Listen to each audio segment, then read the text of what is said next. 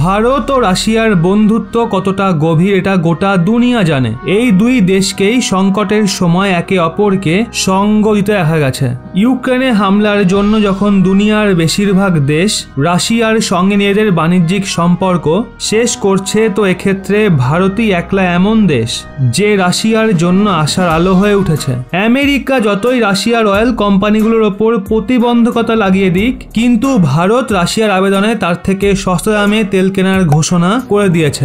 আসলে ভারতে রাশিয়ার রাজদূত ডেনিস আলিপভ বলেছেন, আগামী সময়ে ভারতের মেডিসিন কোম্পানিগুলো রাশিয়ায় পশ্চিমী দেশগুলোর মেডিসিন কোম্পানির জায়গা নিতে পারে, কারণ রাশিয়ার ওপর লাগা প্রতিবন্ধকতার কারণে পশ্চিমী মেডিসিন কোম্পানিগুলো ওখান থেকে বেরিয়ে যাওয়ার জন্য মনস্থির করে নিয়েছে। আর এক্ষেত্রে রাশিয়া ভারতের ওপর আশা নিয়ে বসে আছে। রাশিয়ান রাজদূত বলেন, ভারত দুনিয়ার ফার্মেসির বাজার আর জেনারিক মেডিসিনের সব থেকে বড় উৎপাদক। উনি বলেন, রাশিয়ান বাজার থেকে পশ্চিমী কোম্পানিগুলোর বেরোনো ভারতের জন্য লাভদায়ক হতে পারে। আপনাদের বলে দিই, পশ্চিমী মেডিসিন কোম্পানিগুলোর রাশিয়া থেকে বেরিয়ে যাওয়ার পর ওখানে ওষুধপত্র নিয়ে মারাত্মক বিশৃঙ্খলার সৃষ্টি হয়েছে। এটাকে দেখেই এখন রাশিয়া এই চেষ্টায় লেগেছে যে যত দ্রুত সম্ভব ভারত সরকার নিজের কোম্পানিগুলোকে রাশিয়ায় পাঠানোর জন্য সহমত পোষণ করুক। আপনাদের বলি, রাশিয়ার বিদেশ মন্ত্রী সার্গেই লাভারভ ভারতকে নিয়ে একটা বড় বয়ান দিয়েছে।